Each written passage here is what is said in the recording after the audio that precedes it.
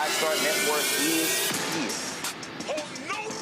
I'm real revolutionary right now. Support this man, Black Media. He makes sure that our stories are told. Thank you for being the voice of Black America, Roland. Hey, Black, I love y'all. All momentum we have now, we have to keep this going. The video looks phenomenal. See, there's a difference between Black Star Network and Black-owned media and something like CNN. You can't be Black-owned media and be scared. It's time to be smart. Bring your eyeballs home. You dig?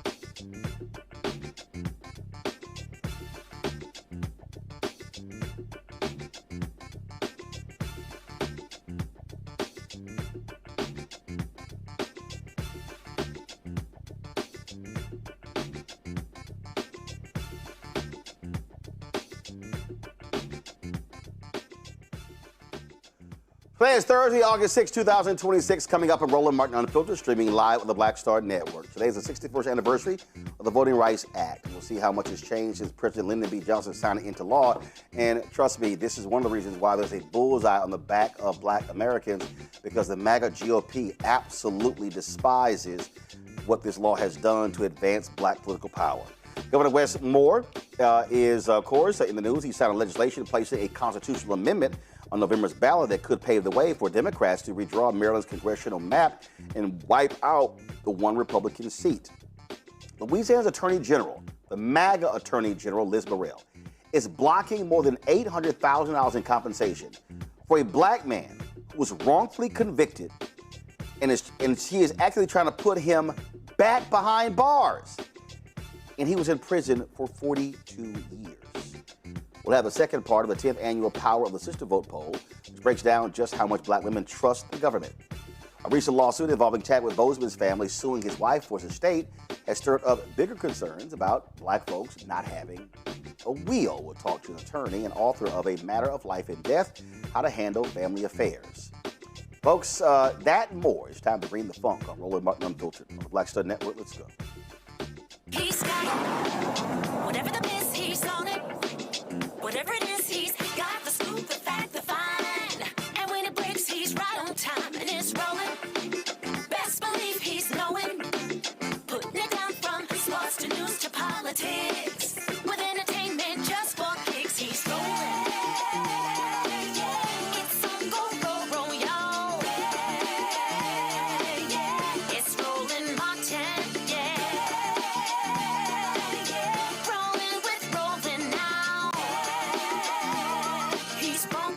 He's real, the best, you know he's Roland Martin now.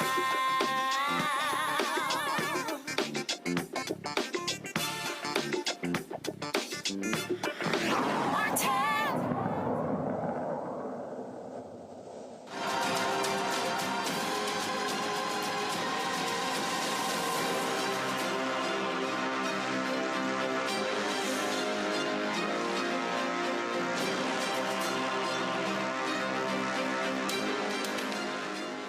I am not going to stop explaining to you how MAGA is trying to destroy black progress.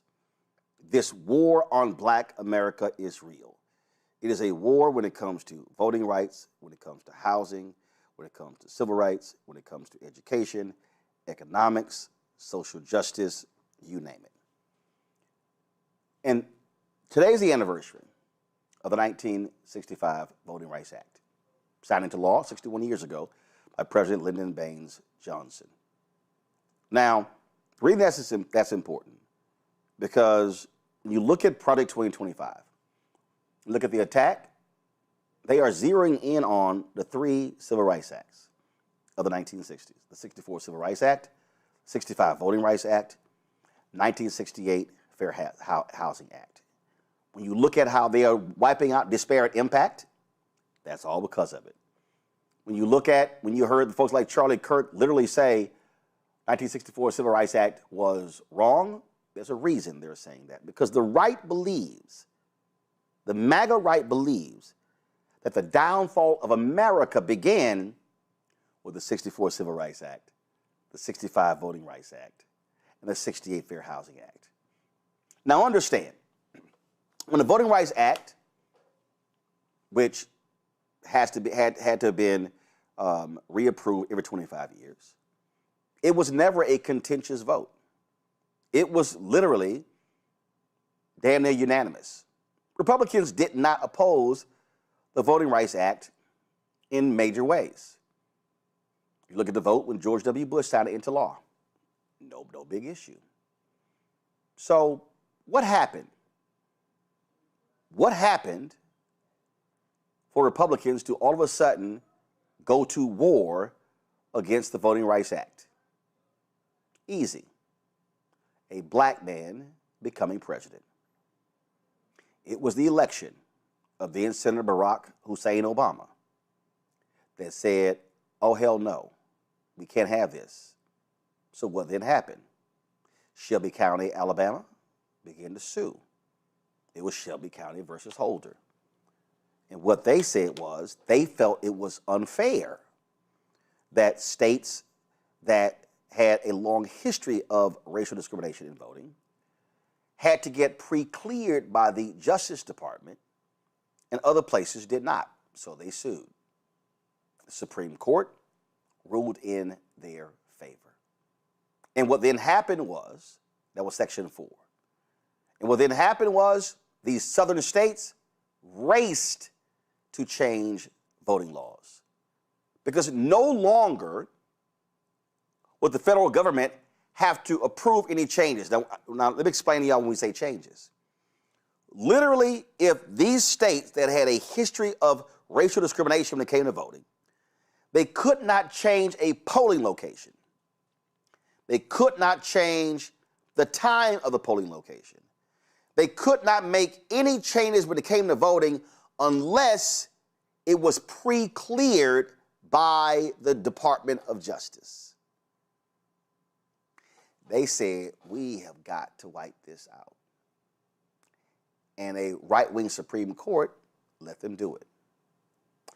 Now understand what Chief Justice John Roberts said. He said, oh, well, if you look at the voting numbers and you look at how black people have been voting over the last 30, 40 years, you're seeing how well they're voting. So there's no need to have pre-clearance since their numbers are tremendous. The reason the numbers kept going up was because there was pre-clearance of the Justice Department. But John Roberts had always despised the Voting Rights Act. When he clerked for Rehnquist, they wanted to get rid of provisions of the Voting Rights Act. Now, so you had that case. Then you had another case that dealt with the Voting Rights Act out of Arizona that dealt with Section 2. Then you had Louisiana versus Clay this year. What you have to understand is that they know they could not completely eradicate the Voting Rights Act. So they can't rule it unconstitutional, even though Clarence Thomas would love to do so. Sam Alito would love to, Alito and Thomas would love to get completely rid of the Voting Rights Act. Others are like, no, we can't do that. So what we're going to do is we're going to pick it apart. We're going to euthanize it. We're going to render it impotent.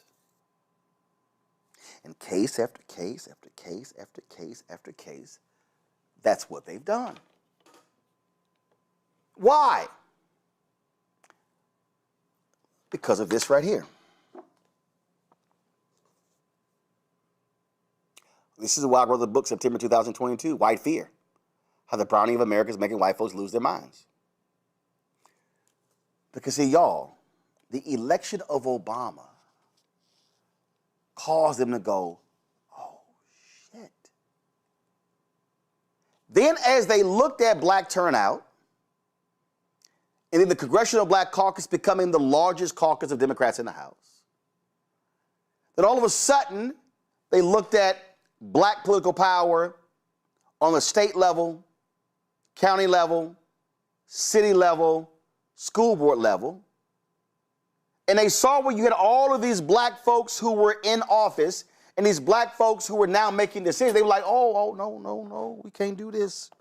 We can't do this because, see, now, not only are they having political power, they're wielding it. And by them wielding the political power, what I mean by that is, they said they're now driving economic power. And they're driving economic power, educational power, they're driving social justice. We're going to lose control of this country. They understand that the greatest growth of black people, they're in the South. Those are the Confederate states. So they said, no, no, no, no, we cannot in any way have these Negroes gaining more power. They don't care what LBJ had to say when he signed it into law. They don't care that Republican presidents signed the law reauthorizing the Voting Rights Act. Their whole deal was the best way for us to destroy Black America is to attack the very thing that has given them political power. Now, let me be perfectly clear. African Americans coming out of the 1960s made a mistake. If you go back and study the Gary Political Convention, the mistake that they made was they felt that political power was the pathway for Black folks. No, it was political and economic. But you had the likes of Maynard Jackson, Coleman Young in Detroit, Jackson in Atlanta, Hatcher in Gary, Indiana, Stokes in Cleveland. You had these Black mayors in these cities, Marion Barry in D.C., who were using political power to create economic opportunities for African Americans through set-asides, affirmative action program. Reagan gets elected in 1980. Reagan attacks those programs. The Supreme Court begins to chip away at those programs. And they said, we got to go for the whole ball of wax. I'm walking y'all through this because I believe that too many Black people,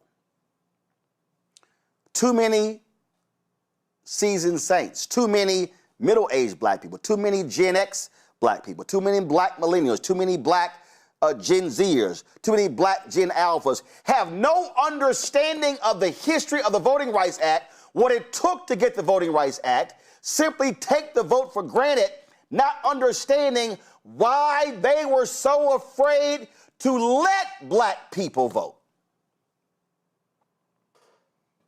They were afraid to let Black people vote because they knew exactly what was going to happen, because we actually had a real-life example of what happens when Black political power is being used. Now, see, some of y'all are sitting here going, well, I mean, what you talking about? Oh, stay right there. Luckily, I brought this with me. He gave it to me when I was at his golf tournament over the weekend. Congressman Jim Clyburn of South Carolina has a new book out. It's called The First Eight, A Personal History of the Pioneering Black Congressmen Who Shaped the Nation. Clyburn is the 9th Black member of Congress from South Carolina. His book is about the first 8. Go back and read about Robert Smalls. Go back and read about the Black folks who in Mississippi and all these states. Do y'all understand the reason you have taxpayer-funded education in America is because of Black people? It was those freed slaves of African descent who understood the power of education, so when they got elected, they began to change the law, change the Constitution. A majority of the South Carolina legislature were Black folks. The reason there was a Mississippi Constitutional Convention in 1890 because the white racists were so mad that Black folks kept getting elected, and in 1890 they said, no, we cannot let these Negroes vote. End of Reconstruction was about that as well. When the white folks overthrew the Black elected officials in Wilmington, North Carolina, that was about white power. The election of 1876 brings the Great Compromise of 1877 that leads to the 92 years of Jim Crow. So the battle with Brown versus Board of Education and Supreme Court cases out of Texas that Thurgood Marshall and others fought. And then Emmett Till being murdered August 28, 1955. Rosa Parks taking a seat, but that was already planned by Joanne Robinson in the Black Women's Political Council. They understood it was about the power of the vote.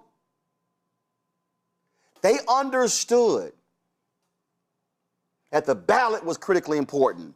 Maynard Jackson's grandfather told him the 3 B's. The ballot, the book, and the buck. Let me say it again. Maynard Jackson's grandfather, I think his last name was Dobbs.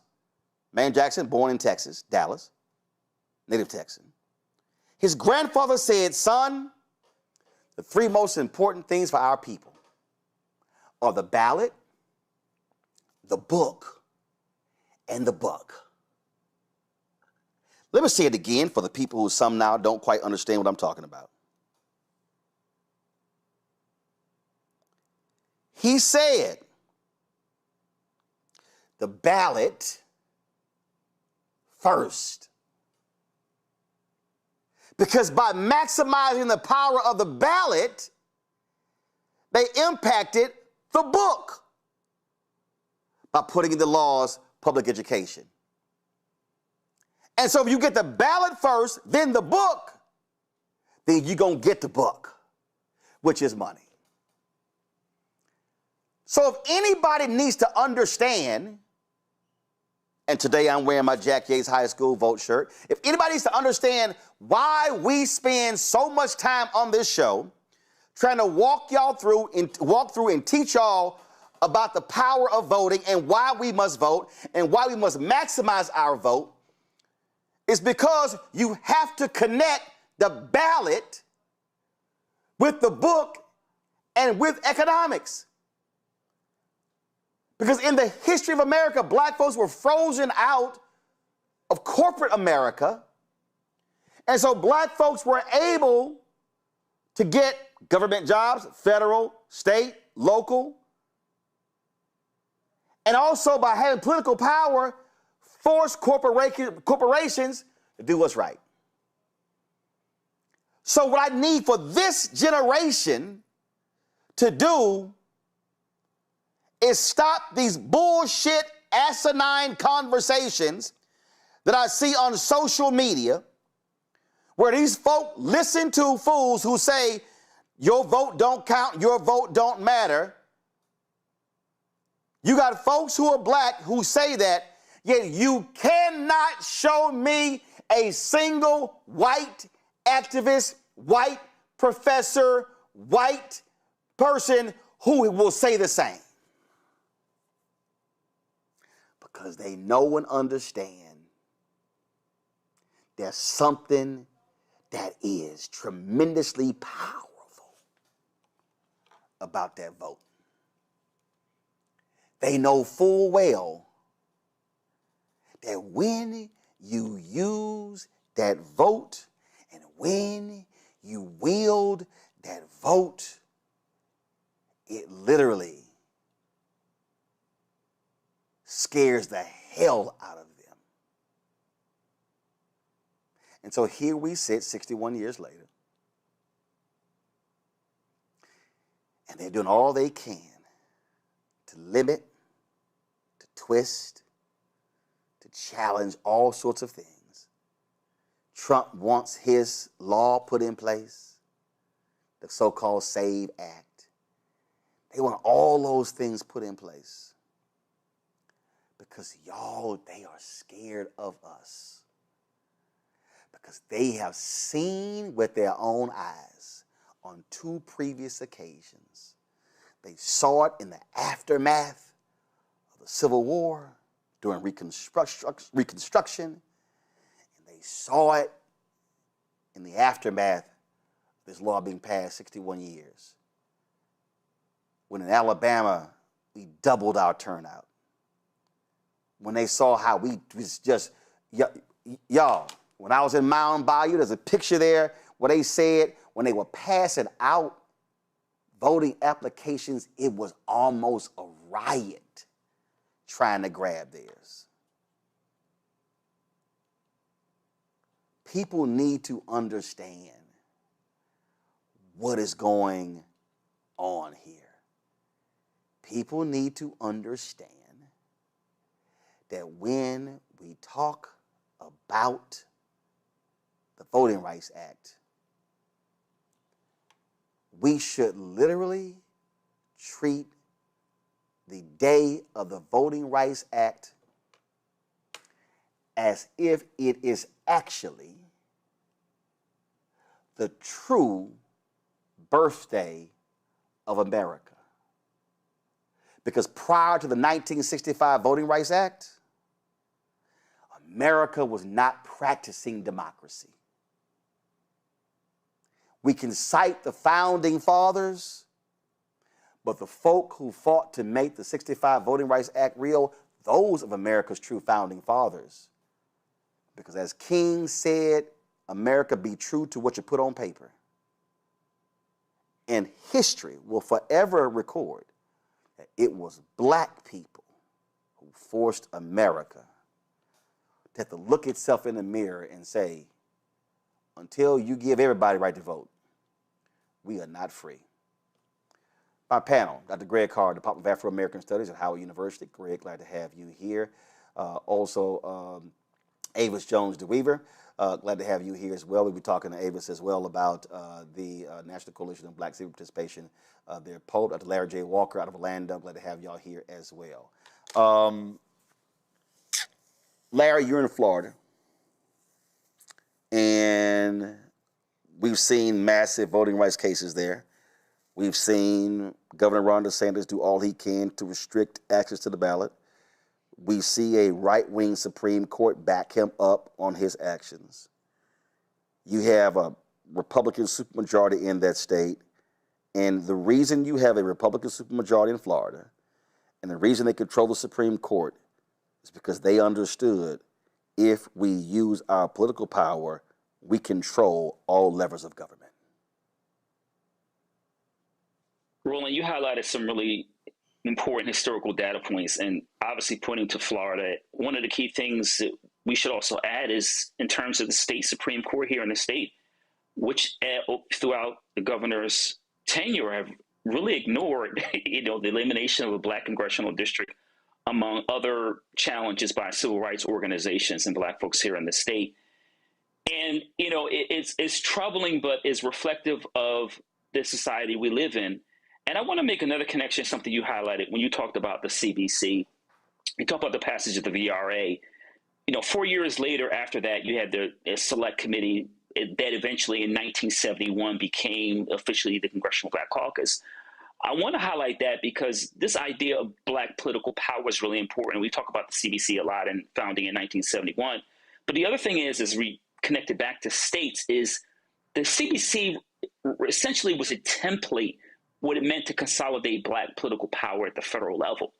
But what it also did is it influenced at the state level throughout the United States other black folks who were eventually over the years being elected to create their own version of a black caucus to once again consolidate black political power. And then as the CBC fought this federal level for equal rights and fairness for black folks, at the state level throughout the United States, your home in Texas, et cetera, you had black folks at the state level doing the same thing. And certainly you see that here in Florida. You highlight that it is now a ruby red state and a supermajority. It was once a purple state. And we've been seeing the political shift as it continues this, as we have this midterms in this election cycle. The other thing is, Roland, as it relates to, when we talk a lot about the CBC, we think strictly about, black Democrats. But it's also important to note as it relates to VRA, Senator Tim Scott, as an example, in South Carolina, who's a Republican, would not have been elected if it wasn't for the VRA. And I think when we have a conversation about VRA and black political power, even if you talk about differences in ideology, this goes for black Republicans who've been elected over the last several decades also. You would not have been voted in because previously we had Jim Crow and black folks are prevented from voting. So as it relates to, when we talk about the CBC at the state level, I said, and the fight for equal rights at the state level through the VRA, This is why you talk about people have fought the dismantling slowly over the last several years to prevent so many Black folks from having power. We see, Minority Leader Jeffries is an example. Eventually, he's going to be Speaker of the House, and you can believe they would do whatever they can, particularly as we, move closer to the midterms, to make sure that never happens. Avis, when I listen to these people, and let me be clear, we understand the numbers in terms of how Black people have voted. There was a point when Black people voted in a significant way for Republicans, and then Black folks began to vote for Democrats, and then you begin to see the shift. But there's something that people, and Michael Harry and I were talking about this here, there's something that I need Black people, Avis, to understand, and that is if you study American history, wherever Black people vote in significant numbers in terms of party, white folks go the other way. There was a conversation on Jamie Harrison's podcast, Leah Daltrey, Mignon Moore, and others. This is what they said, and I need people to understand what's really going on when we start talking about Black folks and white folks and voting. And there's some realism that needs to be adopted or acknowledged. When you look at the numbers in presidential cycles, the Democratic Party has not won the white vote since LBJ. Mm-hmm. Wow. You mean when he said by signing this piece of legislation, we're going to lose the South forever? He was right. We have not won the white vote since LBJ. And the way we have won the presidency is through high turnout among Black, the base, the identity politics, along with a minority of white folks. So if that's the case, then logic says you better invest in the folks who are making the difference for you, because the white folk haven't been won by us since 1964. And the presidents who've been elected, the Democrats, have openly said that. Yeah. But for these voters, I would not have been elected. And if you believe, as I think we all do, that this is not about us versus them, but it's about creating an environment where we all feel welcome, then you will look at your budgets and say, listen, we do need to get some share of the white vote back, but we also know that we have to heavily invest in the communities that we believe in, Black women, who we know will show up because we have so much invested in what we don't. If we don't show up, I mean, we talk about 300,000 women that have lost their jobs since the new administration. So, So how do we change that in the party's politics? I mean, that's my biggest frustration, and I think all of us, in some extent, worked in or around the 2024 election, and we saw, the party raised almost $2 billion when you think about it, between the party and the presidential campaign and some of the super PACs. But yet we know the end results. We know where the vast majority, even though Black women, 90% turnout, Black men, 80 some odd in those spaces, but the percentage of those resources, the consultants that were hired, were not reflective of where our votes are coming from. The same. It's been Who was doing the hiring? Yeah, exactly. It's been the same since I worked for the DNC in 1980, and nothing has changed. Well, I would argue a little bit, slightly differently, because I think that part of the problem is who you do have at the table and who you do have. Right. The budget is the most important part of any apparatus, as you know, Jamie. Yeah. And you got to have signature authority. Leah knows this. I know this. You know this, Jamie. If you don't have signature authority, you don't have insight into where all this money is going. Right. That's right. And so part of the equation foundation of changing is you got to have somebody in the room on the money. I guess I done told the whole world money. You know, one of the things, and I wish I would have sat down with y'all and talked a little more early on, is when you do have signature authority, you don't sign it away and give it to somebody else. Right. Right? Hello. And I'm going to be very honest, that is a lesson that I learned, and I learned it too late. Mm-hmm. All right, we're going to talk about the money piece later, but Avis, the point right there is when black people vote one way, white folks run for the other way. Oh yeah, that's absolutely true, and it's absolutely correct. Bishop Daltrey was absolutely right when she said that no Democratic presidential candidate has carried the white vote since the passage of the 1964 Civil Rights Act. That's absolute fact. You know, this issue that they're talking about, this broader issue, though, of investments and where should the party invest in order to be able to pull together a winning coalition. As they mentioned, they've been stuck on stupid with that for years. I mean, come on. They have not, to get a Democrat to win, you need to maximize the vote of your base and get enough of the white vote, absolutely maximize that as much as you can, but you're not going to get the majority. And it never ceases to amaze me the amount of attention that is put on trying to win voters who, quite frankly, aren't interested in voting for you. They ain't into you, boo. There just seems to be this fascination with, can we get some of these Trump voters to start to vote for us?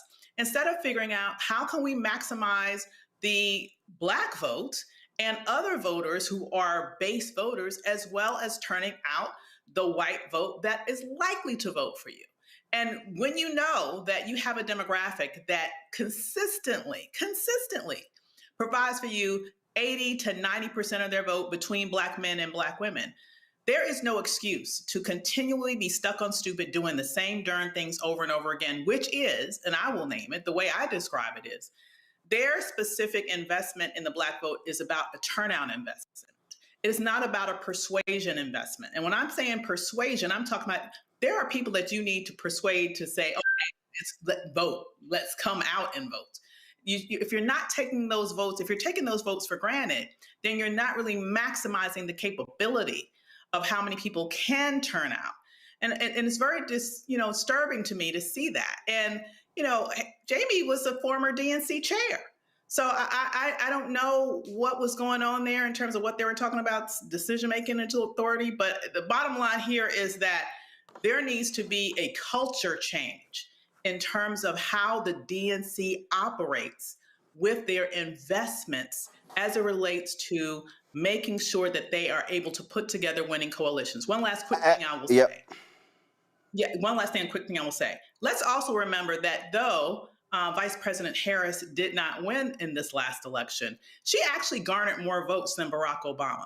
She actually garnered more votes than any presidential candidate, save Joe Biden when he won, and Donald Trump in that election. And so to me, the problem was they got distracted by trying to go after, once again, white women voters and trying to maximize them instead of really going all out, trying to make sure that they reduce the number of 90 million people that did not vote, especially those that were black. I think what is required in this moment, Greg,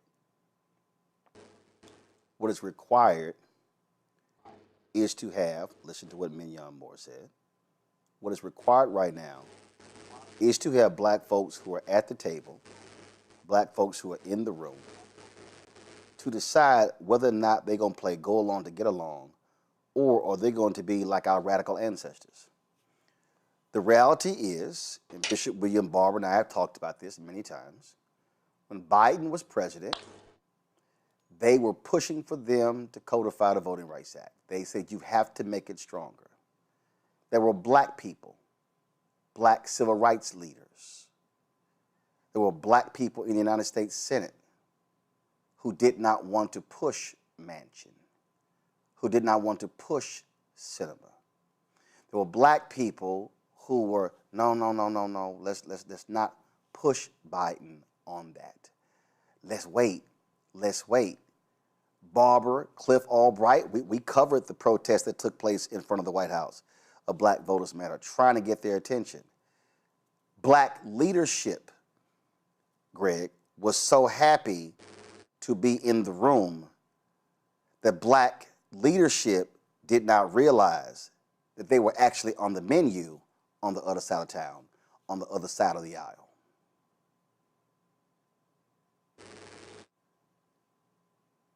Roland, you're right.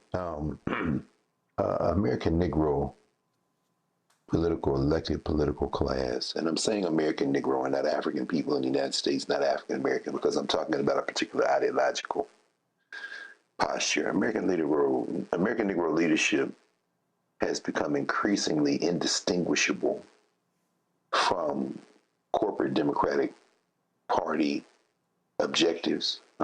God bless Jamie Harrison, utterly worthless as a theorist or a tactician when it comes to the black vote. I think since the passage of the Voting Rights Act in 1965, 61 years ago, what we have seen is an inexorable shift in black elected leadership toward the type of duopoly politics, win by trying to press along the margins of those who have participated to date. It's been a shift in that direction, and it has alienated millions of black voters. And so I think the villain of this piece, it seems to me, isn't black folk who are in the Democratic Party or not in the Democratic Party. The villain is people who have not been organized well.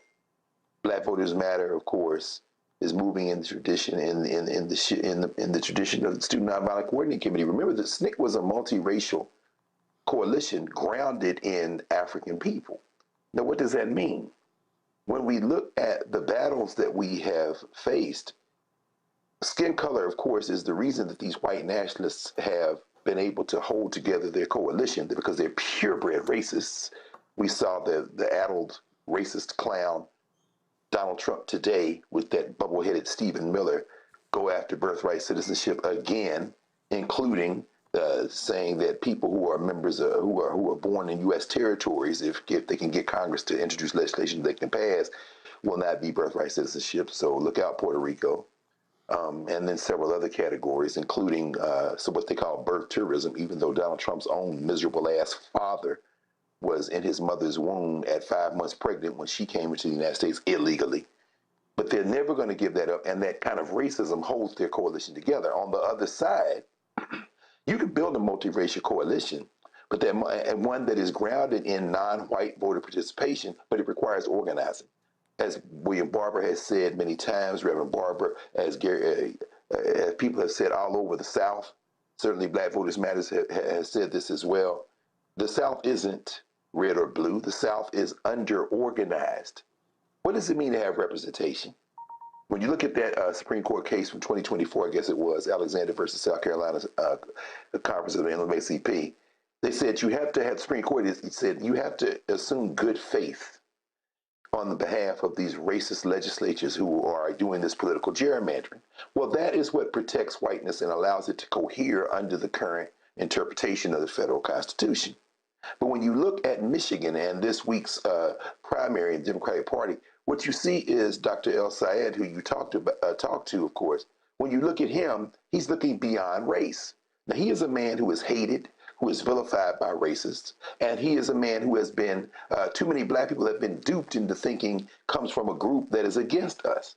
What does that mean? That means that when the elected black elected officials come into that state of Michigan and campaign for a deeply inferior candidate like Haley Stevens, they have committed themselves to preserving the status quo in the Democratic Party, where they get 2 or 3 or maybe 5 crumbs to maintain their miserable petty bourgeois status in exchange for campaigning for issues that the vast majority of people in this country do not support.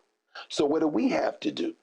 Well, of course, we got to pass the federal legislation that Terry Sewell introduced again last March 2025, to put the floor back under the Voting Rights Act.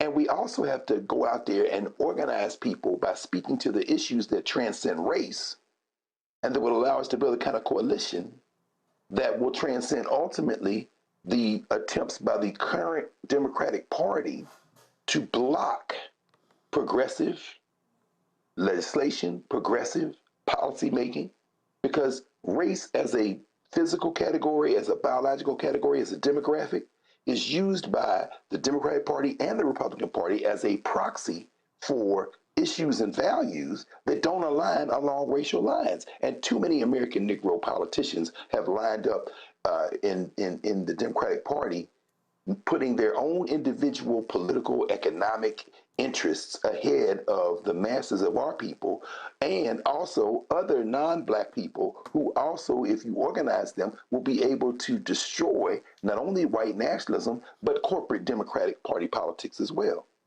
I remember when I wore this shirt right here on the show, go to my iPad, where I said, vote like a Black woman. And you had these Simple Simon Negroes who were, dropped the lower third.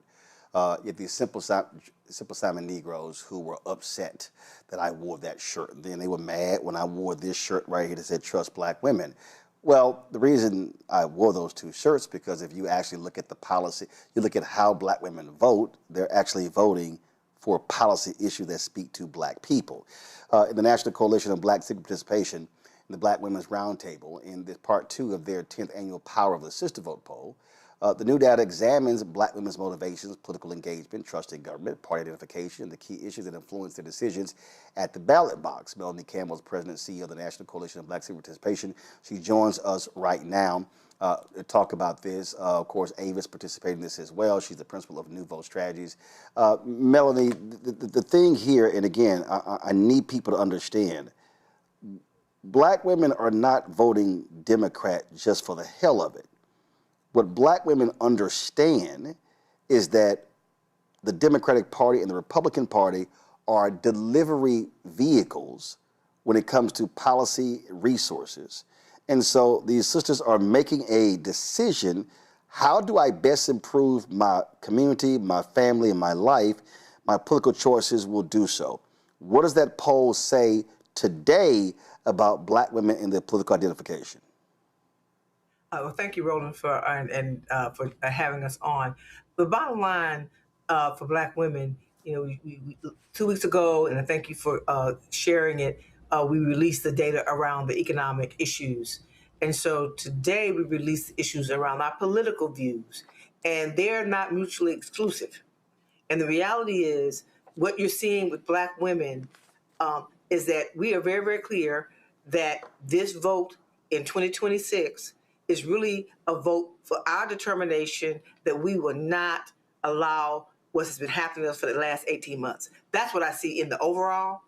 And what I mean by that is we're looking for people who are going to address it. We're looking for people who are going to fight for us.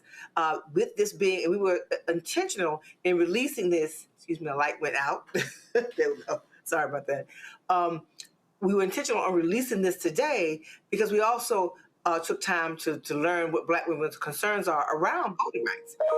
And most Black women in this poll are saying that they are concerned about it. They're concerned about the attack. They're concerned about ICE, all these kinds of things. But the bottom line is that we, Black women, are showing that we are looking for the candidates, right? And especially younger Black women who, if they identified as Democrat, they also said they were, more than 50% said they were Democratic socialists. So, hold on, I'll stay right there. I want to stay right there. Here's why. Here's why. Okay. I have been saying for the last 30, 35 years, you've got to pay attention to demographics. 65 plus African Americans likely identify Avis as Democrats.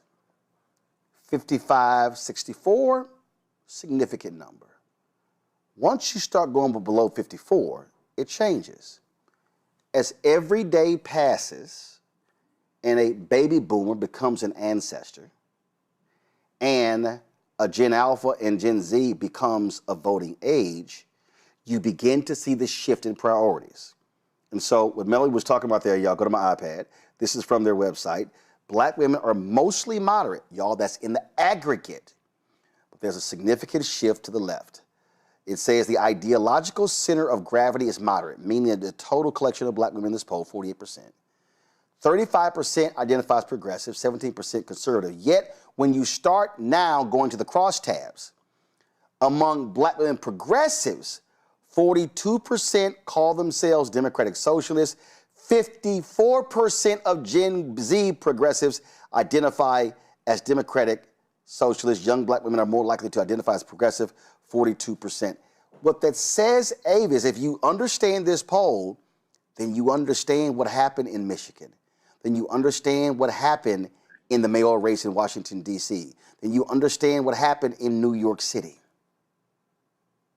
Absolutely, you do. And as you mentioned before, Black women are voting on issues and their ideologies reflect those issues. What we also saw when you dig even deeper than that is that those Gen Z Black women, those issues that are most important to them is having access to a good quality job, is being able to pay better wages. They are voting largely on their pocketbook. They're voting on being able to have access to health care.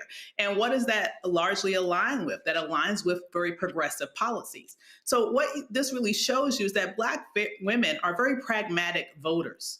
They are not voting on a whim.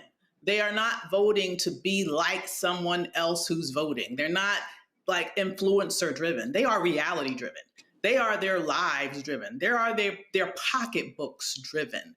And when they find that what they want is being articulated by a specific sect, that is what's going to attract them by generations. Maybe the priorities are a little bit different for boomers, for example. The number one issue priority for boomer women was protecting the social safety net. It's a different stage of life. So if you're looking at, why are Black women voting in the way that they are?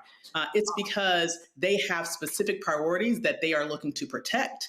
And lastly, I would say, as it comes to sort of relationships to the specific parties beyond ideology, Democratic versus Republican, when we looked at that on a 7-point scale, one finding that we had was that though it's not revolutionary to say that the majority of Black women are Democrats, define themselves as Democrats, we saw a huge jump in the percentage of Black women who identified as strong Democrats this year.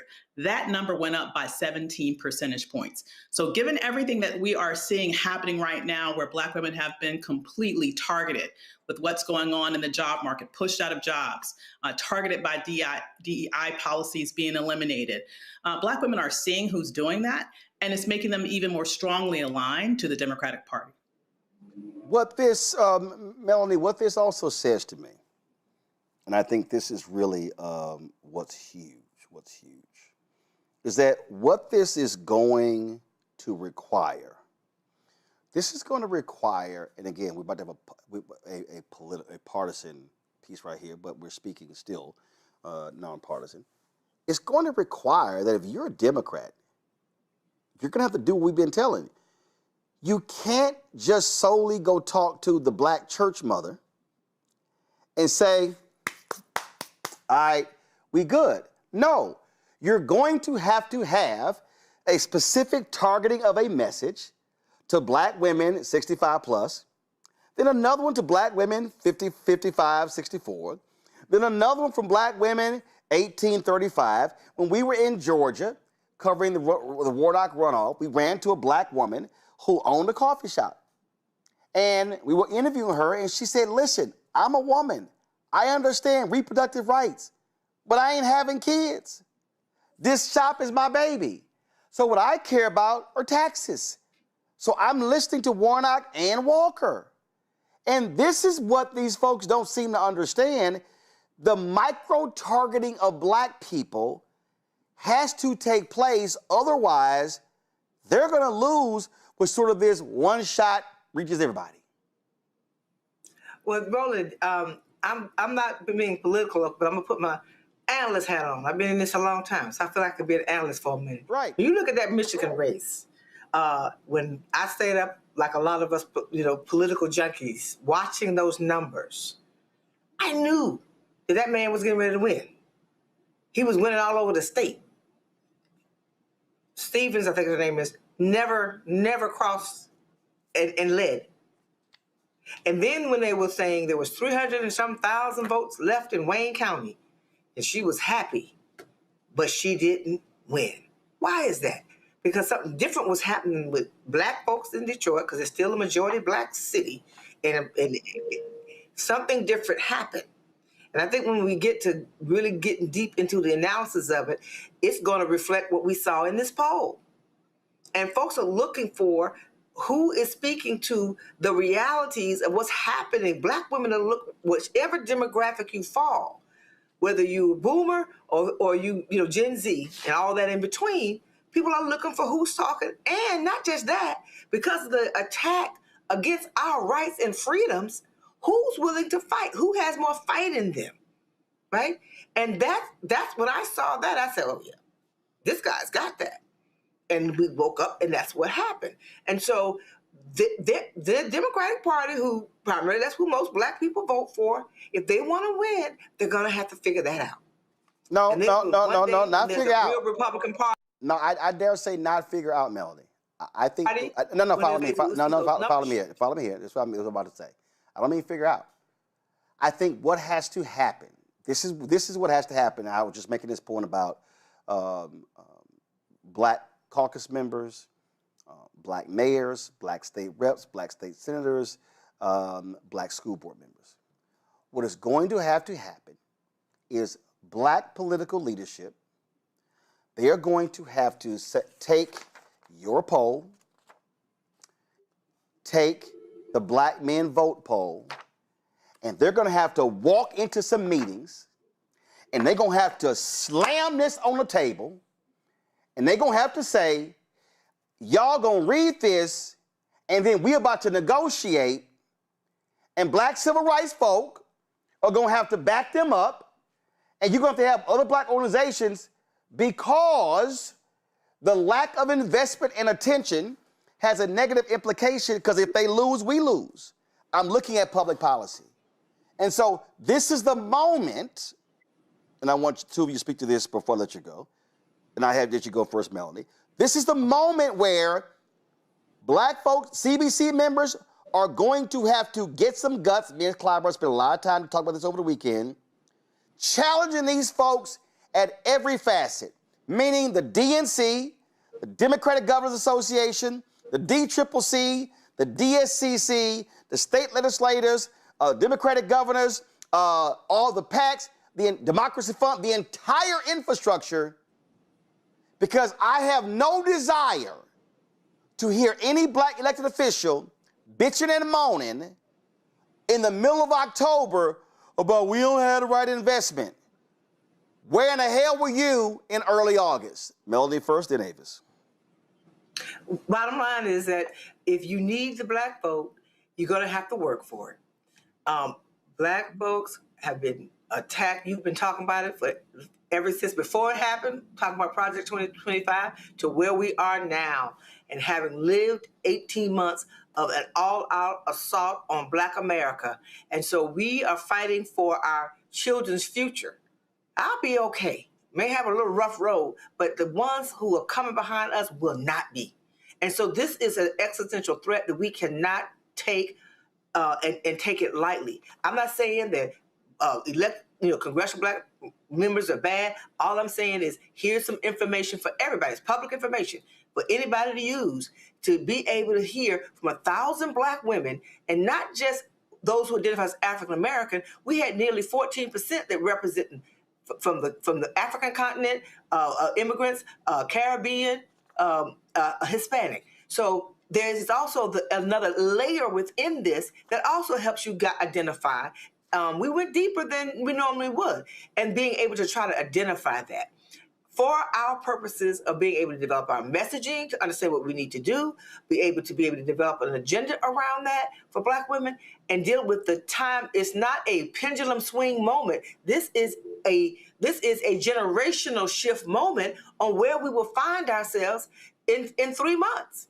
This is not going to end unless we fight back and win, nonpartisanly speaking. I don't want them to go to the table, Avis, hoping they read it. I want them to go to the table saying, You are going to read it, and then here is the plan of action that we are submitting, and we expect you to allocate the funds. And matter of fact, we don't need y'all putting somebody white over it. We got enough strategists who know how to activate ourselves. That actually was what has to happen, Avis. It absolutely has to happen because, honestly, as you mentioned, this is how that party helps itself. And if elected officials would do that, it would save the party from itself.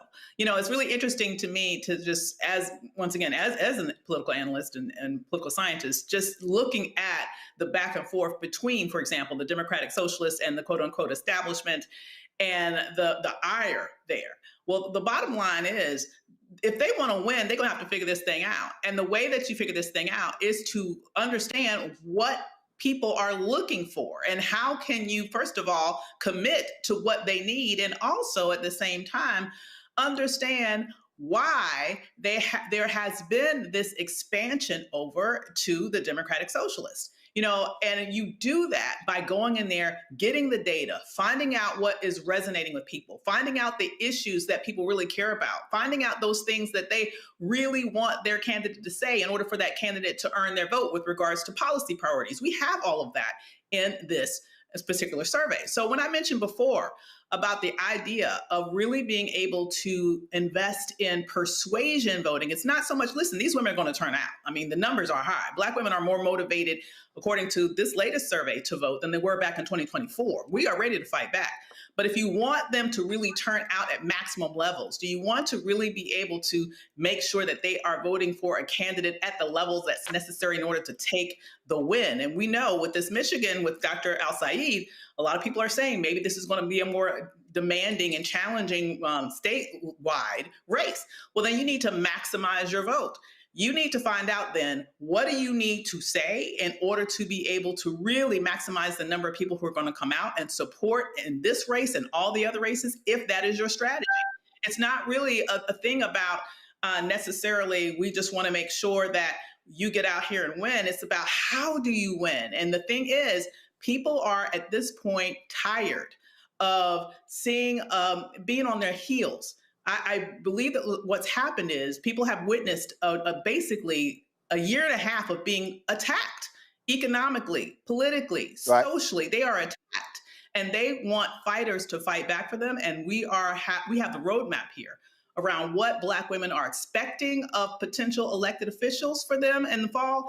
And if they want to win, they need to go there and learn this, read this, and make sure that they are committing to act in the direction that will maximize this specific demographic coming out and supporting them, which would make all the difference come election day. Folks, go to ncbcp.org, ncbcp.org, to see the results of this survey. Melanie Campbell, we surely appreciate it. Thanks a lot. Thanks a lot. Thanks, Roland. Folks, going to a break. We'll be right back. More on Roland Martin Unfiltered on the Black Star Network, including a poll in Texas showing how James Tallarico is doing with Black voters, and also how a Texas Republican is endorsing Tallarico. You're watching Roland Martin Unfiltered on the Black Star Network. Don't forget, support the work that we do. Join our Bring the Funk fan club. The goal is to get 20,000 people contributing on average $50 each a year. That's $4.19 a month, 13 cents today. Support this show and the 5 other shows here on the Black Star Network, including The Black Table with Greg Carr. Folks, if you want to give you a cash app, use the Stripe QR code. Just see it right here. That's for credit cards as well. If you're listening, go to blackstarnetwork.com for other ways to give. Checks and money order. And yes, y'all understand. Y'all, I know I went to the mailbox. Listen, I'm sitting right here. Come on, y'all. This literally, y'all, these are all checks right here. Okay, I'm actually depositing as we're doing the show. Checks and money order, make it payable to Roland Martin Unfiltered, P.O. Box 57196, Washington, D.C. 20037-0196. PayPal, R. Martin Unfiltered, Venmo, RM Unfiltered, Zelle, Roland at RolandSMartin.com, Roland at RolandMartinUnfiltered.com. We'll be right back. All right, folks, let me get personal for a second. My mom had questions about her Medicare, so she called Chapter, a Medicare advice company, and she texted me right after saying it's a great benefit. It was easy. A real person walked her through the whole thing, and now she understands better what's going on. But it's not just her. A woman in Yonkers wrote in saying the process was so simple, the enrollment was easy, and she was so glad she called. Then there's Marilyn, 90 years old, in Florida, living on Social Security. Her premium climbed every single year north of $400 a month for coverage she could barely afford anymore. So what does she do? She called Chapter. They found her the same top-tier coverage for hundreds of dollars less. 90 years old, and finally somebody in her corner. I hear stories like that again and again from our community. The Medicare system was not built to work for you. Too much fine print, too many plans. Yet Chapter's advisors are independent and honest, the only Medicare advisors that compare every plan nationwide. They're focused on one thing, what actually works for you. If you're already in the right plan, they'll tell you. No games, and people who switched with Chapter saved an average of $1,100 a year. All it takes is 20 minutes.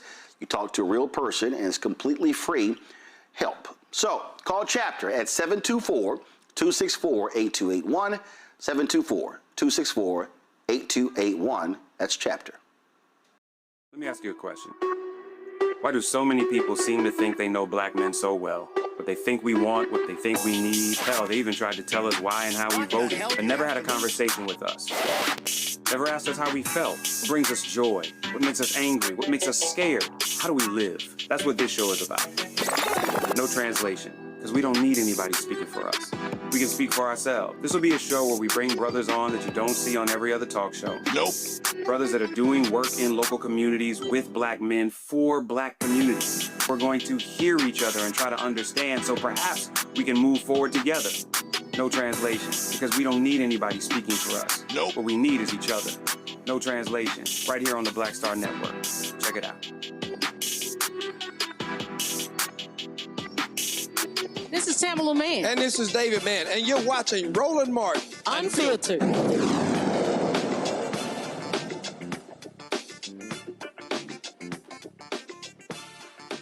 When Prince died in 2016, 10 years ago, he did not have a will. When Aretha Franklin passed away in 2018, there was lots of drama over whether she had a will, one that was found in a couch, and what to make of it. 2020, when actor Chadwick Boseman passed away, he did not have a will. Now, Boseman's brothers, Derek and Kevin Boseman, have filed a lawsuit against his widow, Taylor Simone Letward, to settle their legal dispute. The family is asking the court to suspend and remove Chadwick's surviving wife as the administrator of his estate. This type of situation is not uncommon. Recording artists and actors and many other people, white and black, has happened to them. According to surveys from organizations like Caring.com, more than 70% of black Americans do not have a will or formal estate plan, leaving only 29% with some formal will in place.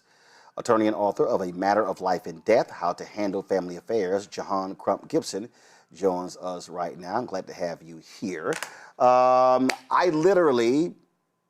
57. I literally had a meeting yesterday with an estate planning firm to go over a series of things. Not only what happens to me when I pass away, what happens to this show, to this network, to my assets, to house, art, what happens, who gets taken care of, nieces, nephews. Not only that, the conversation has to be what happens if me and my wife both pass away. And so I'm already saying, okay, who I want as my executor. If that sibling passes away, I've already identified a board of my nieces and nephews who will then handle the estate. For a lot of us, people say, well, man, we don't have anything. But that's not true when you start talking about if you own a home, if you own a car. There are assets that are there, but you also have to deal with the debts that people have as well. That is so true. And I'm glad, and pardon me, I have a little laryngitis. It's all good. Thank you for having me. We hanging in there. But I hope folks follow your lead. And even if you're out there and you don't have a network like Roland Martin, as you said, if you have a house, if you have a car, if you have a Chime account, if you have some clothes, you have an estate and you need to plan for it. And I think often people think, okay, I'm not wealthy, then I don't have to go through this. But our estates have to go through the same process that Aretha's, Chadwick's, Prince, everyone else's did, and we don't have the money that they do, right? So imagine how much gets eaten away and what's actually left for your loved ones when you don't plan. So explain to folks what it means when it goes to probate. Yes, I call probate is the ghetto, Roland, and we want to stay out of it. So probate court handles administration of someone's assets when they've passed away and assets are in their name alone. So what do I mean by that? If you have a house in your name alone, even if you have a will, guess what? It goes to probate court. And probate court is ultimately a process. Some boxes have to be checked, creditors have to be dealt with. And at the end of it, the property can ultimately pass to who you want. Now, in the absence of a will, state law is going to determine who that is. And you may or may not want that, which is why it's so important to get estate planning done. Again, we start talking about assets. You just talked about if the house is in your name. A lot of people pay no attention to this. So for instance, when I got divorced in 1999, I bought a house. I got married 2 years later. The house is in my name. So you have to have a process to say, hey, anything happens to me, this goes to my wife, or this goes to a family, or this goes to a trust. That's correct. There's no automatic trigger, right? A lot of people assume, oh, I'm married, so if something happens to me, my spouse is automatically going to get this. They're automatically going to get that, and that doesn't happen. So what you've described, we see on a regular basis. People got remarried. They forgot that the deed was in their name alone. Sometimes people have been married for years, and maybe one spouse wasn't on the home because of, credit reasons. Maybe somebody else's credit was stronger. So husband or wife went on the mortgage instead, and people forget. Sometimes mortgages have been paid off for 30 years. We regularly have folks in their 80s and 90s whose spouses have passed away.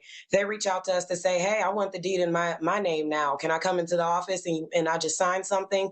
And then I have to explain to them, no, I don't care if you were married to them for 50, 60, 70 years. We have to go to probate now to get the house into your name. Well, one of the things that people also don't understand, and I have heard these examples, somebody got divorced and they never changed their beneficiary. Then all of a sudden they pass away and that ex-wife is like, my name is still on the insurance.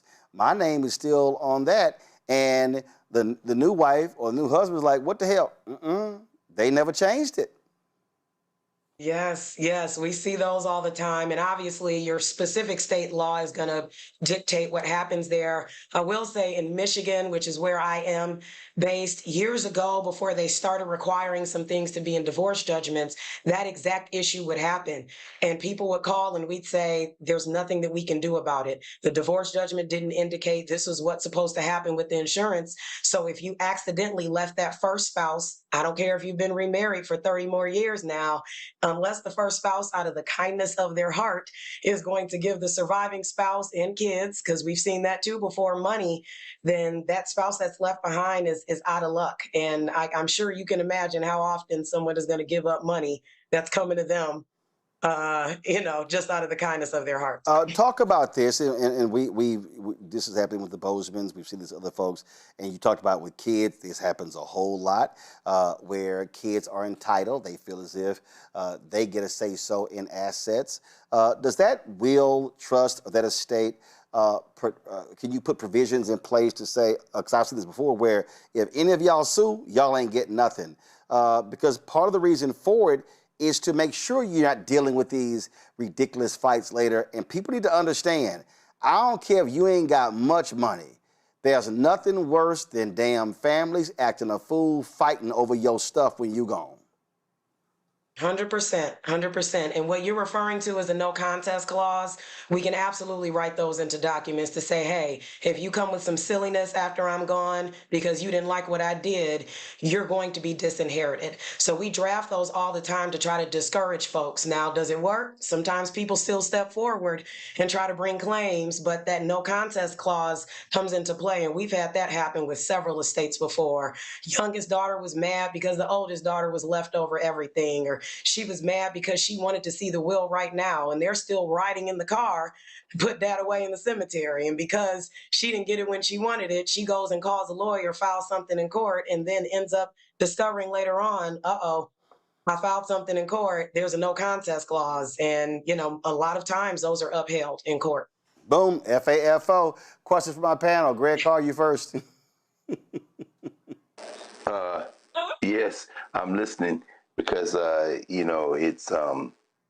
it's far too common, as you know, Attorney Crump Dixon, it's just far too common for our communities to have this situation. I want to ask you very specifically about elements of an estate that are should be targeted, or there's a desire to target them for the public good. For example, I have a substantial personal library that I'm now beginning to think about where I want it to rest. I've seen too many of our historians, not just academic historians, professional historians, but community historians, lose their collections because family members did not value those collections the way that the general community did. Not just books, but records and other archival materials. Any insight and thoughts on how those who have assembled material devoted to the study of our people, that they want to see end up a certain place, maybe a university or a community center or a public library or some other form?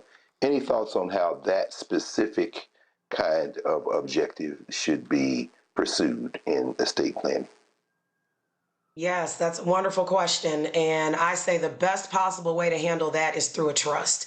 A trust in general is the best possible way to avoid probate court. I will never tell someone that's 100% probate court proof, but that's the best possible way. I compare a trust to a flower vase, right? And your flower vase is holding your assets.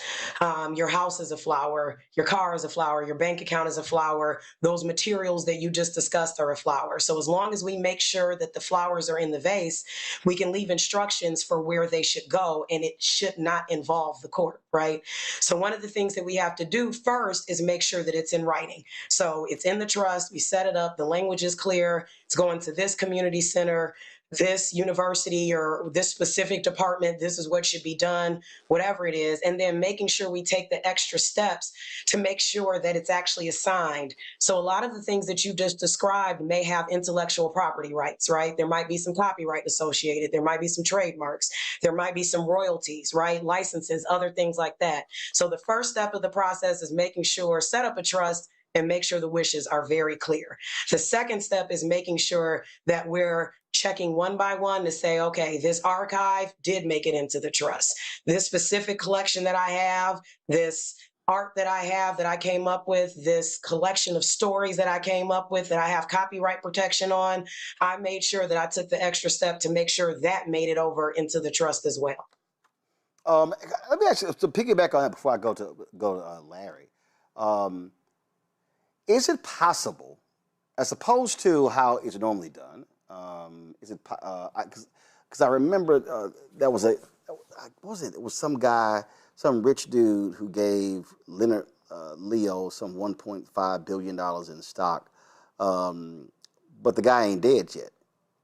Is it possible to, let's just say if Greg says right now, I'm going to give my book collection, my archives, to this entity, but it will stay in my possession until I transition. And so then for the next 10, 15, 20, 30, 40, 50 years, he has it, but it's already well established where it's going. Is that doable? Yes. Yeah, so what you're describing is essentially what we call a life estate in the legal world. So you're maintaining whatever it is right now, and you still technically have control over it, but if something happens to you, it's going to pass to whoever you name. And you can do that with the materials that we were discussing. You can do it with a house. You can do it with other things. So it's totally possible to decide right now what happens and then still maintain control over it and keep it in your possession. Larry? Yeah, so my question relates to, we're increasingly seeing, Black people who are born here, U.S. citizens, and deciding maybe they're going to live abroad as expats. And, I'm wondering what kind of challenges that may cause if perhaps an individual passes away, but is still a citizen here, maybe has some property here, but they've lived abroad for a certain period of time? That's a wonderful question. So if they don't have a plan, unfortunately, probate may be necessary in the U.S., right, in the state where their property is, and also abroad where they live. And we've had this issue come up with folks that, were abroad in South America, Canada, overseas in Europe. And what ends up happening, unfortunately, is that people, especially when they don't have a plan, have to end up probating assets in all these different places. And I'll take a step back from overseas. Actually, a lot of times that happens within the U.S. So I may open an estate and somebody had property in Nevada, or also Alabama, also Georgia, and especially if it's land, right? We talk about this heirs property that exists a lot in our families. That has to be probated where it's located. So oftentimes when people are not planning, whether it's abroad or whether it's here and in multiple states, when you're not planning, that just creates more of a disaster, essentially. So regularly we have to hire lawyers in other countries, right, and coordinate with them when we're dealing with someone that has passed away and may have citizenship there or here or assets in both places. Avis? There is times in which we're having conversation maybe with some elders in our family, and we are trying to convince them to move forward with this planning, and it's maybe difficult to get them to face this reality, to plan ahead. What suggestion might you have for individuals that might be a caregiver or might be working with an elder in their family who have not taken these steps? What might you suggest can be said to try to convince them to move forward and make this step a necessary thing that they do without them feeling like this is some sort of way of them acknowledging that, okay, I'm not living forever, I have to prepare. Right. Right. This is an issue that we deal with all the time. And the seasoned saints, as I call them, it's getting older isn't easy, right? You're dealing with a lot of stuff. You're having to face your mortality. And the biggest thing that we find with the seasoned saints is they don't want to feel like they're losing control. So the way you should approach the conversation is in such a way that you're saying, hey, listen, you're still the captain of the ship. You're still controlling things. We just want to make sure that whatever you want goes. So let's make sure we put some plans in place so that it isn't falling into the hands of someone else, or someone else isn't deciding, whether it's a family member or a judge, who's controlling your affairs, what happens with your things. So we often say just lead with that. Make sure you're saying you still have your independence. This is your stuff. I don't have a dog in the fight. I just want to make sure that your wishes are followed. And sometimes, this ends up happening a lot, we tell folks, listen, maybe bring the seasoned saint in for a consult with a qualified estate planning professional, because sometimes you can, beat the dead horse and talk to that relative and tell them every day, mama, you got to get your stuff together. You have to. And they're not going to listen to you. And all of a sudden, when they come in and talk to me, it's like manna from heaven, and the gates open up, and all of a sudden I want to do my plan. So sometimes it helps to have a third party also kind of back you up as well. One of the things, John, when I was in my meeting yesterday, they talked about how you also have to, in your estate planning, lay out your medical decisions. Do not resuscitate. Lay out instructions if I am incapacitated. Do these things. That is often done so you're saving your family members from having to make an extremely difficult decision. I know someone whose mother was ill, and they amputated one leg, and then they amputated another. They're about to amputate, and finally one daughter was like, listen, enough, let mama go. And one sister didn't want to do it. And I remember one of my aunts, when she was like, listen, I'm tired, I'm ready to go. And again, we want to hold on. And I said, listen, our dear brother Clarence Jones, who's Dr. King's attorney, Clarence was like, man, listen, I had a hell of a life. I'm ready to go. And he literally stopped eating. And he was like, enough. And they put him into hospice, and he passed away shortly thereafter. But he was like, enough. So talk about that this estate planning is also part of that, while you're still here, you leave instructions in terms of how you want to transition. Thank you so much for that, Roland, because I always tell people just say estate planning is only about death. It's only about death. It's about living. People are living longer. They're not necessarily right in the best position to handle their own affairs, or they may get to a point where they can't make decisions for themselves. So in steps, medical directives, powers of attorney, the term of art is going to differ depending on the state that you're in, but they all do the same thing. And when you do those things, when you put those things in place, you cut down on exactly what you talked about. Now, that doesn't mean that the sister won't be mad and won't have anything to say, but the medical staff at the facility has clear direction on what should happen. So in Michigan, we call those living wills, right? So your living will is going to say what happens if I'm in a persistent vegetative state or if I'm in a coma. How long do I want to be in that state before someone's able to withdraw life-sustaining treatment? Some people say, I don't want to be in that state for 5 seconds. Other people say, freeze me and keep me alive forever. Do whatever you have to do. The last thing you want is your children or your siblings or your spouse and your parents, because we've seen all of the above arguing and bickering, and we've seen this stuff go to court with what should happen. Sometimes people also can't make the tough decision, which is understandably so, especially when you don't know what mom, dad, or whoever wanted. Should I pull the plug? I don't know.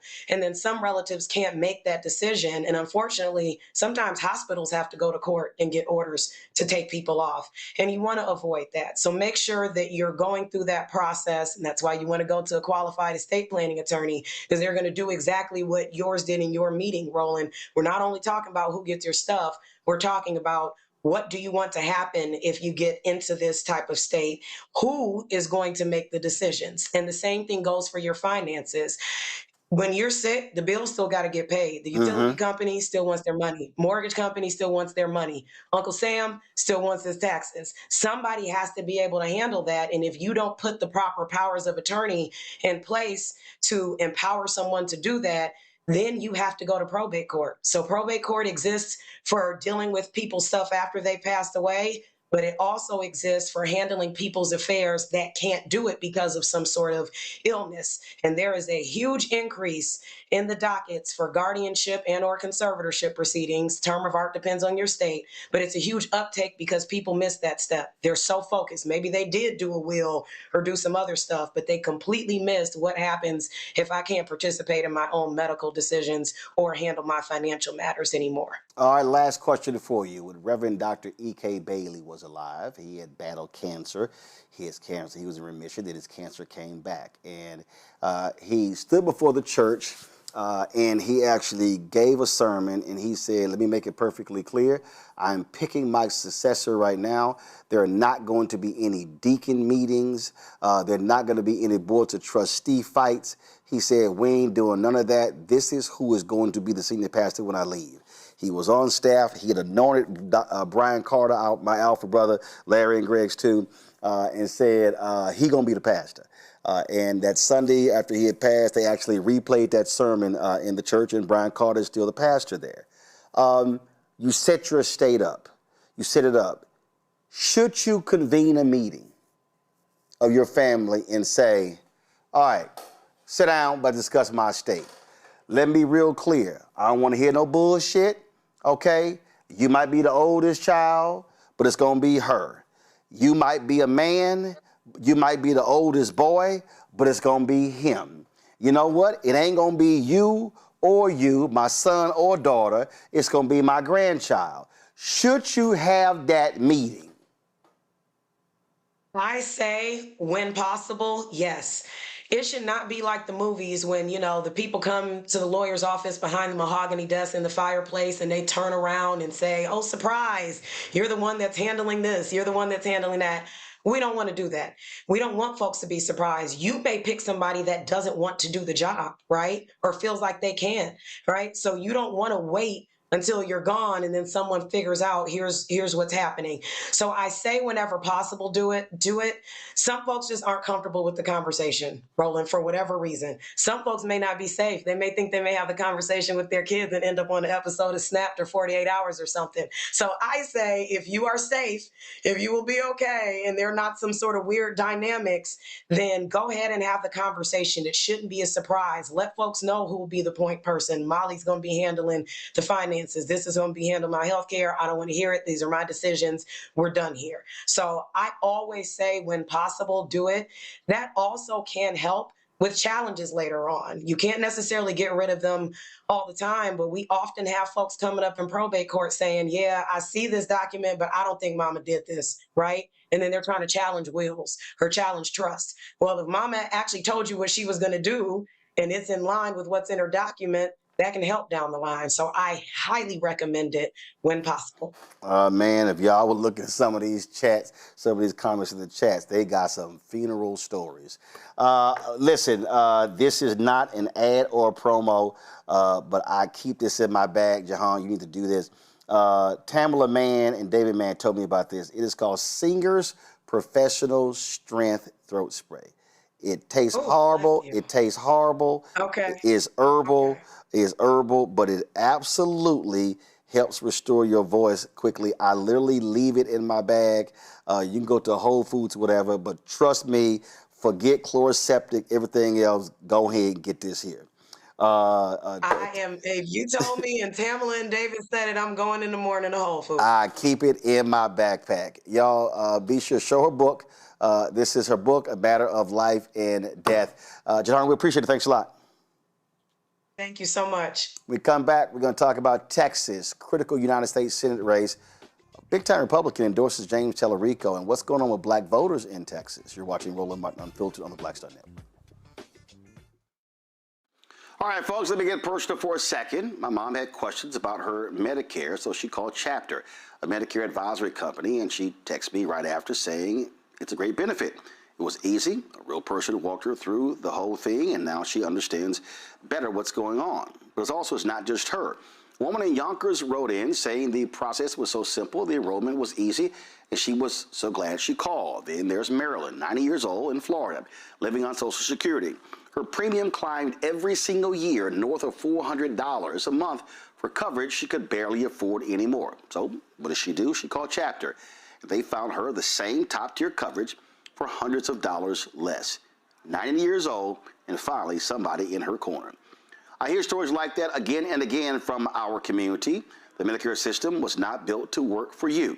Too much fine print, too many plans. Yet Chapter's advisors are independent and honest, the only Medicare advisors that compare every plan nationwide. They're focused on one thing, what actually works for you. If you're already in the right plan, they'll tell you. No games. People who switched with Chapter saved an average of $1,100 a year. All it takes is 20 minutes. You talk to a real person, and it's completely free help. So call Chapter at 724-264-8281, 724-264-8281. That's Chapter. Let me ask you a question. Why do so many people seem to think they know black men so well? What they think we want, what they think we need. Hell, they even tried to tell us why and how we voted, but never had a conversation with us. Never asked us how we felt, what brings us joy, what makes us angry, what makes us scared. How do we live? That's what this show is about. No translation, because we don't need anybody speaking for us. We can speak for ourselves. This will be a show where we bring brothers on that you don't see on every other talk show. Nope. Brothers that are doing work in local communities with black men for black communities. We're going to hear each other and try to understand so perhaps we can move forward together. No translation, because we don't need anybody speaking for us. Nope. What we need is each other. No translation, right here on the Black Star Network. Check it out. I'm Russell L. Honoré, Lieutenant General, United States Army, retired, and you're watching Roland Martin Unfiltered.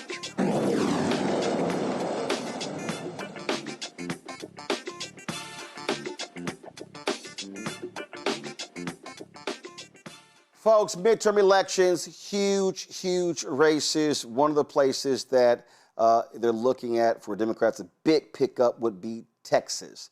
Republicans are running the corrupt MAGA Ken Paxton, who is the Attorney General. He is completely anti-black.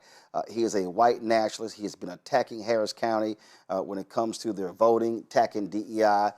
He is totally corrupt. He's running against State Representative James Tallarico. A top Texas Republican has come out endorsing Tallarico. Former Tarrant County Judge Glenn Whitley first showed his support for Tallarico in June when he recorded a radio ad to be broadcast on conservative stations during the Texas Republican Convention. During a recent rally in Arlington, Texas, Whitley introduced Tallarico. He said this. But I'm going to have to tell you right now, as a Texan, I am ashamed of the fact that Ken Paxton is even on the ballot.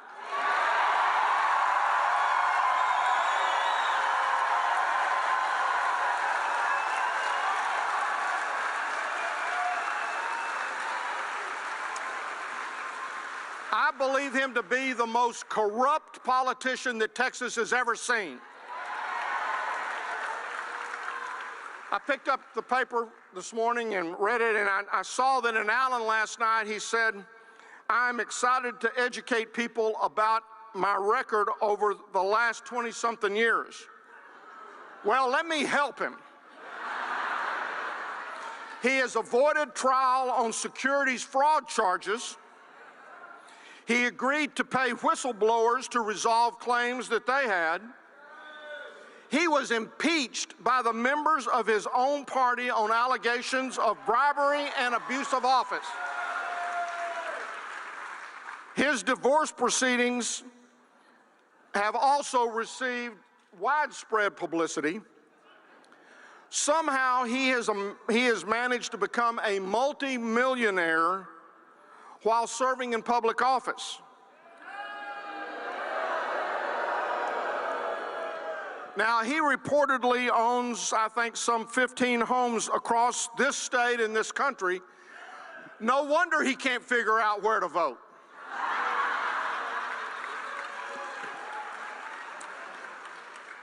Finally, if character, if integrity, and if accountability matters to you, and if having someone who will work for Texas and not for himself, then we must elect James Tallarico in November. A new Texas Southern University poll shows 79% of African Americans are in support of Tallarico in Texas. 12% of black people are voting for Ken Paxton. What the hell is wrong with those people? Despite the support, frustration with the Democratic Party remains high. A separate Texas Southern University Barbara Jordan Public Policy Research and Survey Center survey found 77% of black Texans believe the party takes black voters for granted. 80% also believe race played an important role in why non-black voters supported James Tallarico over Congresswoman Jasmine Crockett in the Democratic primary. Still, Crockett's loss does not appear likely to hurt black turnout. Just 7% said her defeat makes them less likely to vote in November. Tallarico currently holds a 47 to 45% lead over Paxton statewide. Even in the Fox News poll, he has a 3-point lead over Ken Paxton. And if y'all want to really crack up, man, Sean Hannity was not happy about that. He was beside himself. And I get a kick out of and understand in the polling world, Fox News polls are considered some of the best polls, if you will. And so this was hilarious. This was an exchange between Sean Hannity and former New York Mayor Bill de Blasio. Listen to this, y'all. The general election too. Well, let me ask Sean, you this. These folks are going to win in November. So you think cisgender Tallarico, who believes God is non-binary, that believes biological men should play women's sports, and believes that biological men should have access to abortion. Did you read your own poll today where Tallarico's beating Paxton? Okay, I don't believe it for 2 seconds. Oh. Okay, so you don't believe your own poll, but if your own poll, Avis, was showing that Paxton was beating Tallarico, you would be trumping it. Yeah, absolutely. And you see how he's trying to deflect to divisive politics. One thing about the Republicans, they play the same tune every election. They're trying to figure out who are we going to make the boogeyman in this election, and they play to people's fears in order to win votes. Because let's just face facts. What else do they have to run on? Paxton is this person who has all of these horrible background that was just laid out by a fellow Republican. And so they can't run on his record. They can't run on the things that he did while in office.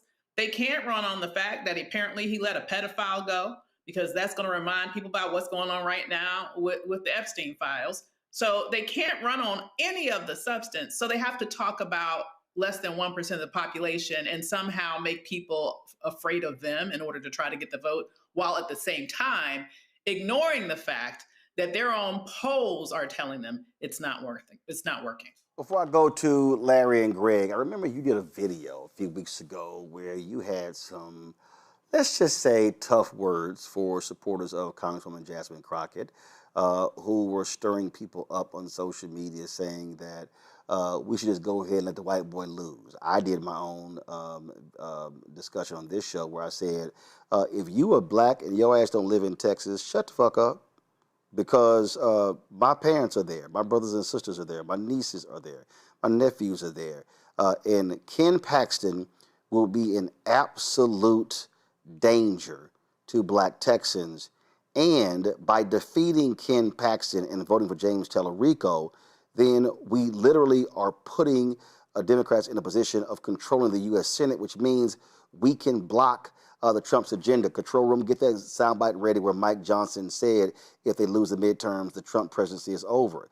That, to me, is what people have to pay attention to. This is what is called playing the long game. If Democrats hold Michigan, hold Georgia, win North Carolina, let's say win Maine or Iowa or Alaska, and they win Texas, they'll have 51 votes. That means Trump can't name one person without Democrats voting for them. If anything happens to a Supreme Court justice, Democrats don't even have to call a hearing, and I absolutely would tell them, don't call a hearing. Tell them, go call Mitch McConnell, ask him what he did to Obama. And so it's stupid, even for the 7% of people who voted for Crockett saying, I'm not going to vote. No. What the hell are you thinking?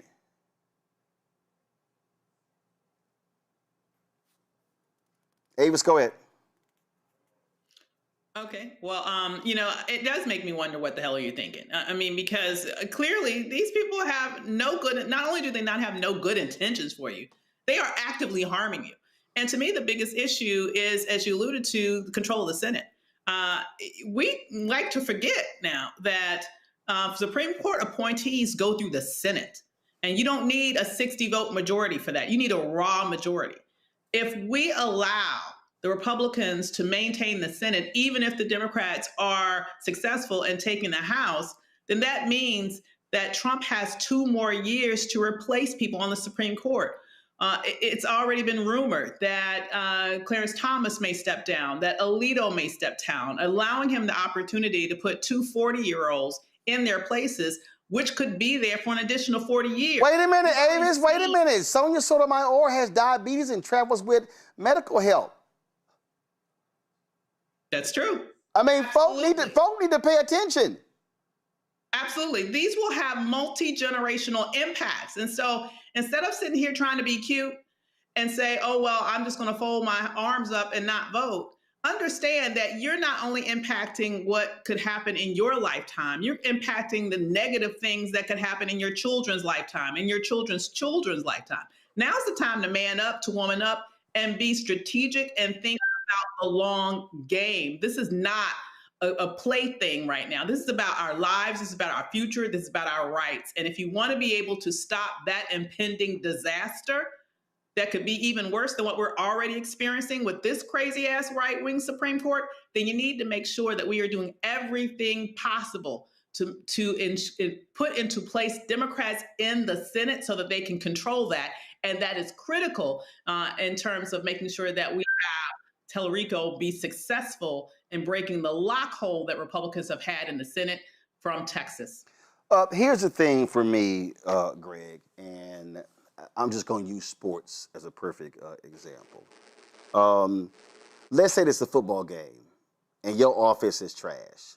Let's just say you're the Baltimore Ravens and you really have Trent Dilfer as your quarterback. He ain't that good, but you got a kick-ass defense. You know what the defense would tell Trent Dilfer? What my Houston, Texas defense told C.J. Stroud, dog, just don't throw no interceptions and make mistakes. We'll take it from here. We don't need 30 points. we'll hold them to 3 or 7. We don't need you to do much. We have to sometimes recognize that playing aggressive defense is also aggressive offense. And so if someone said, I really want to see Jasmine Crockett win, okay, she didn't. Now what do you do? So if you said that I wanted Crockett because of her policies, well, how much do her policies differ from Tallarico? Oh, I'm sorry, who actually is the only person running for the United States Senate who Crockett has already endorsed? Is Tallarico. I need black folks to understand that when we talk about the United States Senate, Greg, you might be a senator from your state, but you literally are deciding public policy for the nation and the world. It's true. And let's take, for example, the senator from Tel Aviv, John Fetterman. He was elected by the voters from Pennsylvania, but he in fact represents B, the international killer in Israel. He is unashamed in that. And when it comes time to retire him permanently from the United States Senate, I hope that the voters in Pennsylvania will dispatch with him fairly quickly. There are only 100 senators in this country, in the United States of America. And at this time, each one of them represents not only the voters of the state they're in, but the special interests who have pumped them full of money, full of influence, full of other resources to do their bidding. And I think that, it's very interesting, Dr. Avis, reading the report that you all have given to us with NCBCP, looking at the top priorities of black women and how they changed between 2024 and 2026 in terms of number of the people who were polled. It's fascinating to me to see what I kind of perceive to be a distinction between what women of African descent who were polled see as priorities when there may be a little breathing room to operate, and what black women see as priorities when it's all hands on deck. Stop the bleeding. In 2024, this is before Bozo is returned to the office, to see reducing the cost of living, making housing more affordable, creating good paying jobs. Number 4, protecting public education and black history. The 5th, fighting discrimination and systemic racism, then protecting Social Security and Medicare. Now, if you go to the poll from this year, there is no protecting public education and black history.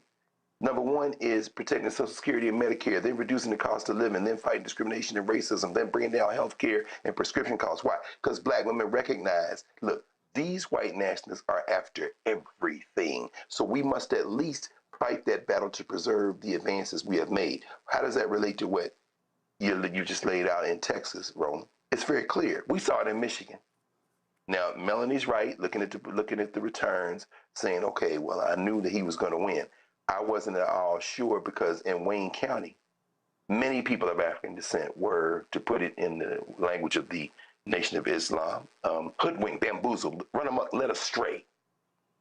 Because the politics of the moment have us campaigning on and reacting to our fears rather than our hopes.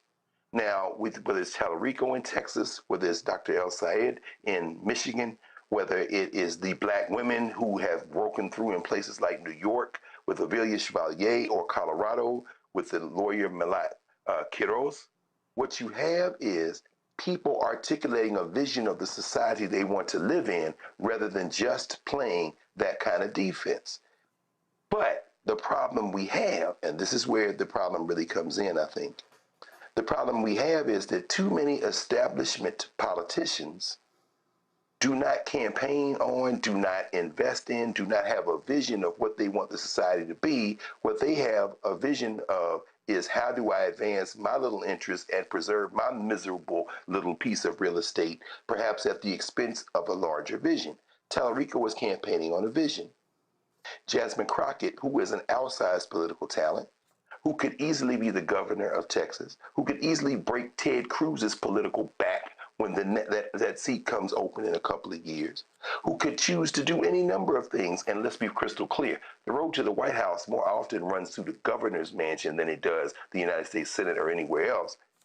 She is best served by continuing to work with a vision rather than we just have to prevent this other thing from happening. And I think that's where the crisis in the Democratic Party is right now, because they're holding on to the fear-based politics. And quite frankly, Black people are tired of that shit. And so is everybody else in this country who has any sense of building a society we want to live in rather than just protecting ourselves from the white boogie people. Larry?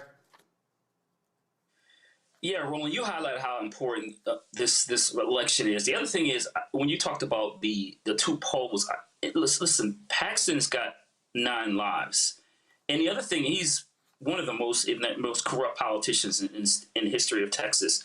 But I think the things that worries me is that this even is tied, considering the number of scandals he's had, more than, if you watch a soap opera and some of these scandals and things that some of these characters get themselves into. But what we understand is that we know the Black vote is going to be critical. I know you talked, before about Texas in terms of, the large number of Black folks there and voters. It's not just those Black voters that, we know are committed to voting, but he has to focus on those reluctant Black voters and get those folks out to make sure you have a realistic path to win this important Senate seat. You talked about the U.S. Supreme Court, and we've seen them ravage voting rights and let Trump administration do pretty much whatever they want. And it's important for folks to understand that things could get a lot worse. So my era or someone else, decides to retire or has some other serious health challenge that could make what we're facing even far more difficult as we move in the next 2 years to the next presidential election. So it has to be all hands on deck. The last thing I will say, Roland, as relates to this particular, election, as relates to Senate in Texas, is I have faith in Black folks. It is the other groups we've talked about today on other shows that do not vote in their best interests. So those are the key demographics: Latino voters, and we talked about white voters, not historically voting in their best interest, not only at the national level, but in states like Texas. So once again, I have faith in Black voters, particularly Black women. It's the other folks that don't vote in their best interest. Bottom line is here. Somebody in our chat was asking the question. I can't sweat what the hell Latinos are doing, what the hell white folks are doing. My focus on what Black folks are doing. And my deal is Chadwick needs to win. He needs to be at 85, 88, 90% among Black people. And not just that number, it's also turnout.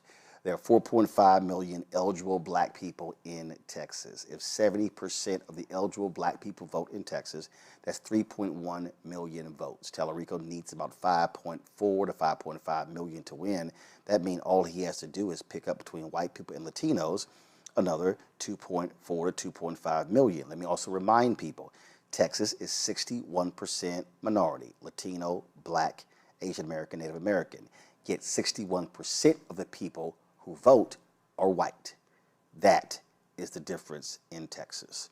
I'm going to move the other stories tomorrow. Greg, you're in Egypt. Tell folks what, and also it's almost 3 a.m. there. We appreciate you staying up late, joining us. People in chat like, man, Dr. Carl don't feel like talking today. I'm like, y'all, he tired. Tell folks what you're doing there. That's all right. Well, we're here with our annual study tour in Kemet, which is one of the names that people of African descent named the ancient Egyptian civilization. You've got about 70, a little over 70 folks here, including a nice contingent of HBCU students. Shout out to students from Howard University, Spelman College, and North Carolina A&T, including my niece is here. So we're having a good time. A lot of viewers. So there are a lot of people who are up right now at 3:01 a.m. in our various rooms here in the Nile Valley watching. A lot of people in the Bring the Fun fan club. So on behalf of everybody who rides with Roland Martin Unfiltered and the Black Star Network, I just want to thank you for continuing this fight. It's a lot of people, man, who are saying hello to you. And tomorrow we're going to Abydos, which is one of the major temples here in the Nile Valley, built by Seti I and finished by his son, Ramses II. And, we're serious about this. This is the kind of vision that Black people need to have. We never can forget our history. So, on behalf of them, brother, thanks for keeping the good fight going. So I've actually never been to Egypt. I was going to go a few years ago, and then let's just say a revolution broke out, so I ain't go. Keep me in mind next year. Love to bring our cameras there and remind me of the dates and everything so we can figure out to return to the motherland. And yes, white supremacist Richard Spencer, Egypt is in the motherland. It is the continent of Africa.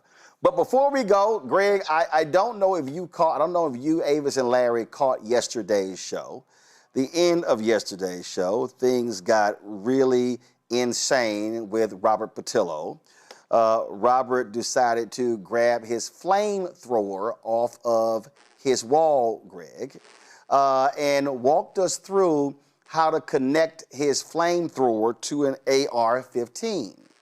And so Gabby, one of the producers in the control room, she put together this quick meme of Robert with the flamethrower, and so we showed this yesterday. It's an absolutely hilarious segment. If y'all missed it, if y'all missed it, y'all need to go to. If y'all missed it, y'all need to go to the YouTube channel. It's insane. Just give me 30 seconds of it because it's utterly insane. Come on.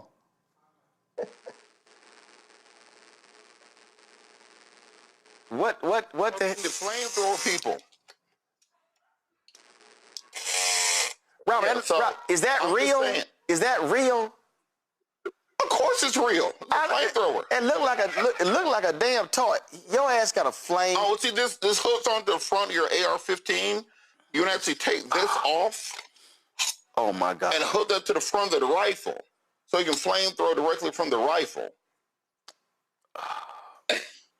The revolution will not be televised. But it will be live streamed. Somebody in the chat said, "Is Robert high?" It was insane yesterday. And so at the end of the show, Greg done woke up. And so at the end of the show, I said, we're going to have to put this on the T-shirt. So I don't know if they have it ready, but by tomorrow, y'all should be able to get this on shopblackstarnetwork.com. Let me zoom in. It says, Roland Martin Unfiltered presents The Flamethrower, starring Robert Patillo.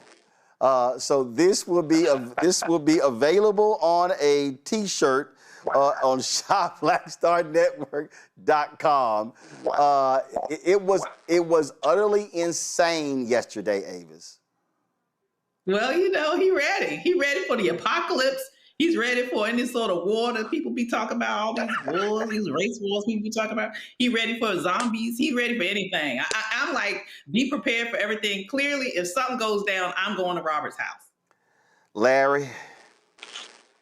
Nah, that's serious. Brother with a flamethrower, that's the first time I've seen that. So he did team up with Will Smith or something.